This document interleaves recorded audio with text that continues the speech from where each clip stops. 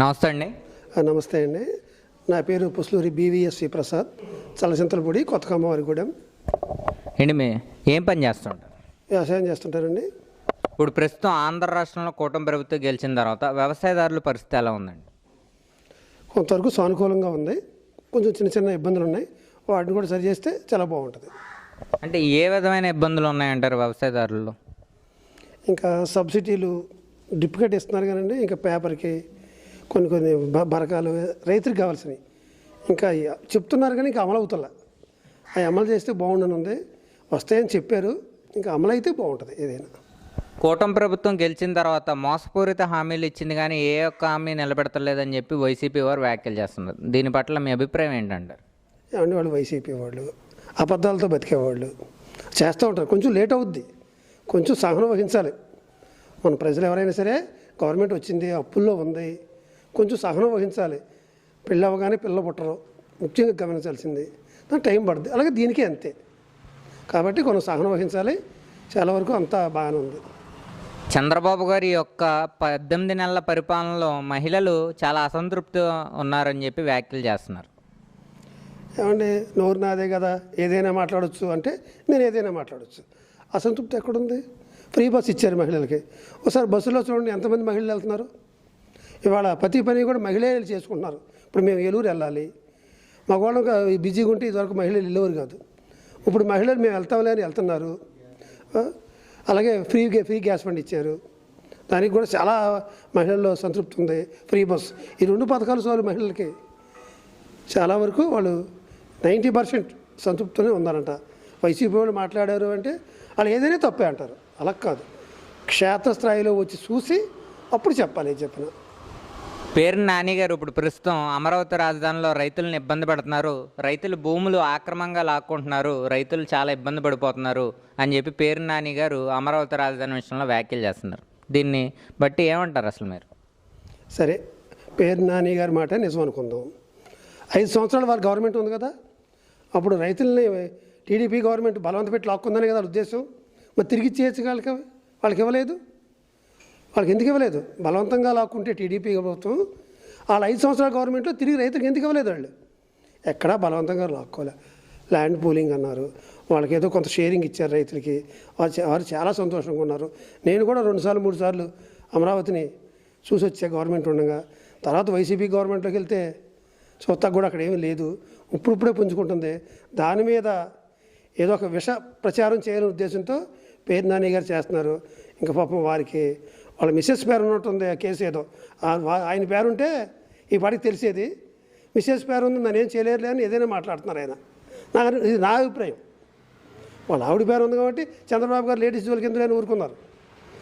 ఆయనది అయితే తెలుసును, ఈ పాటికి అమరావతి ఎలా ఉండేది తెలుసును. కానీ తప్పది. రాజధానిలో ఏ రైతులు ఇబ్బంది పడతలేదు.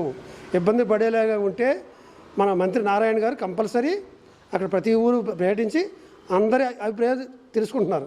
తెలుసుకుని వాటిలో ఉన్న లోపాలు సరి చేస్తున్నారు మన పొంగులేటి నారాయణ గారు. ఎక్కడ అసంతృప్తి లేదు. ఒకవేళ ఉంటే కనుక వారి దృష్టికి వస్తే కనుక మంత్రి గారు దృష్టి పెట్టమనండి, ఆ రైతుల్ని మంత్రి గారు చెప్పమానండి.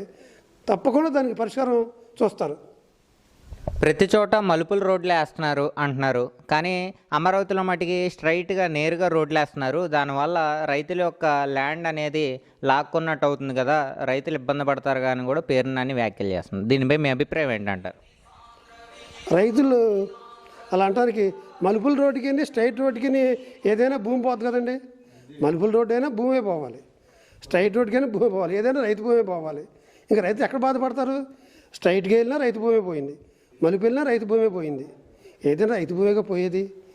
స్ట్రైట్గా వెళ్తే ఒక రకం, మలుపు వెళ్తే ఒక రకం. అది ఏంటంటే ఈయనేవాడు పిచ్చోడైతే చెప్పేవాడు ఏదైనా చెప్తాడని పేరు నాని గారి మాట. అది ఇంకేమీ కాదు.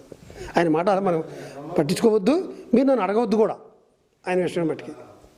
సార్, ఇప్పుడు చూసుకుంటే ప్రస్తుతం కూటమి ప్రభుత్వం వచ్చిన తర్వాత ప్రజలందరికీ పథకాలు చెరువులు అందుతున్నాయా? అసలు ప్రజల పరిస్థితి కూటమి ప్రభుత్వంలో ఏ విధంగా ఉంది? మహిళల పరిస్థితి ఇంకే విధంగా ఉంది? ముఖ్యంగా మహిళలు అంటే 100% సంతృప్తి ఉన్నారు. ఇక ప్రజలు అంటే మహిళలు ప్రజలు వేరు. ప్రజలు అంటే అందరూ కలిసినది. కొంచెం చిన్న చిన్న ఇబ్బందులు ఉన్నాయి. ముఖ్యంగా ఇల్లు కట్టుకునే వాళ్ళకి హౌసింగ్ లోన్స్, ఇంకా కేంద్ర ప్రభుత్వం ఇంకా విడుదల చేసినట్లేదు, మన రాష్ట్ర ప్రభుత్వం కూడా విడుదల చేయాలి. అవి కొంచెం అసంతృప్తి వాటికి కొంచెం లైట్గా ఉంది. కొత్త ఇళ్ళు మంజూరు చేయాలి. పాత బకాయిలు ఉన్నాయండి. గత మన గవర్నమెంట్ అప్పటి నుంచి కూడా సగం పేమెంట్లు పడి రూపాయి పేమెంట్ పడిన వాళ్ళు ఉన్నారు. పాపం వాళ్ళు చాలా సఫర్ అవుతున్నారు. ఇల్లు కట్టేసుకుని అప్పులు చేసి కట్టేసుకున్నారు. ఆ లోన్ రాలేదు ఇంకాను. వాళ్ళు మన గవర్నమెంట్ వచ్చింది ఎప్పుడు ఇస్తారా అని ఎదురు చూస్తున్నారు. ఇది కొంచెం ఉంది, లేదని నేను అన్నాం. అదొకటి మెయిన్గా ఇళ్ళదండి. ఇంకా చిన్న రోడ్లు మొన్న శాంక్షన్ అయినాయి కొన్ని రోడ్లు, అవి కార్యరూపం దాల్తే ప్రజలు సంతోషిస్తారు. ముఖ్యంగా మా ఊళ్ళో రోడ్డే ఉంది. మన ఎమ్మెల్యే ప్రభాకర్ గారు పండగకల్లా అప్పచెప్తా ఉన్నారు. అప్పచెప్పేస్తే మేము చాలా సంతోషంగా ఉంటాం. ఇలాంటి చిన్న అసలు సమస్య లేకపోతే భగవంతుడు కూడా ఎవడు సమస్య లేకుండా చేయలేడు. చిన్న సమస్యలు ఉంటాయి. వాటిని మనం నాయకుల ముందు తీసుకెళ్తే వాళ్ళు దాన్ని పరిష్కరిస్తారు. మనం తీసుకెళ్తున్నా మనం విఫలమైతే వాళ్ళు చేయలేరు.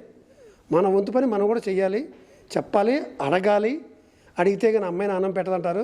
అలాగే మనం నాయకుల్ని అడగాలి. ఏమంటే మాకు ఇది ఉంది, ఇబ్బంది ఉందని అడగాలి. మనం అడగకుండా ఇంట్లో కూర్చుంటే ఎవరు వచ్చి మనం లెగ్గొట్టి ఏమీ చేయరు. చిన్నవి ఉన్నాయి, లేవని అన్నాం. కొంచెం లేట్ అవుతున్నాయి. వాటిని మీద దృష్టి పెట్టి ఎమ్మెల్యే గారు కానీ నాయకులు కానీ మన చీఫ్ మినిస్టర్ గారు కానీ పెడితే చాలా బాగుంటుంది నాకు అంతవరకు. డిప్యూటీ సీఎం గారు మ్యాజిక్ డ్రైనేజ్ అని చెప్పి ఇప్పుడు రీసెంట్గా కొత్తగా మొదలు పెడతాం జరిగింది కదా, దానిపై మీ అభిప్రాయం ఏంటంటారు? ఇంకా అది కార్యరూపం దాల్తే కానీ దాని గురించి మాకు తెలియదు. ఏదో పేపర్లో చదువుతాం, మీలాంటి వాళ్ళు చెప్తే వింటున్నాం. చూస్తే దాని మీద కొంచెం మా అభిప్రాయం పూర్తిగా వస్తుంది. ఏదైనా ఆయన చెప్పాడు అంటే దాంట్లో ఎంతో బాగుండి బట్టి చెప్పుంటాడు. ఆయన వల్ల ఇప్పుడు తెలియందే చెప్పరు కదా ఆయన పవన్ కళ్యాణ్ గారు. బాగుంది కాబట్టి చెప్పారు. అది చూస్తే కానీ మాకు కూడా పూర్తిగా అవగాహన రాదు. అవగాహన లేని దాన్ని మాట్లాడటం కూడా అనవసరం నాకు కూడాను. మీ ఎమ్మెల్యే గారి పరిపాలనా విధానం ఎలా ఉంది? నిజంగా ఇప్పుడు ప్రజల్లో చెరువుగా ఉంటున్నారు ఏదైనా కష్టం వచ్చినా? మా ఎమ్మెల్యే గారు అంటే చింతమనేని ప్రభాకర్ గారు, మీ అంతా తెలియపరుస్తున్నా.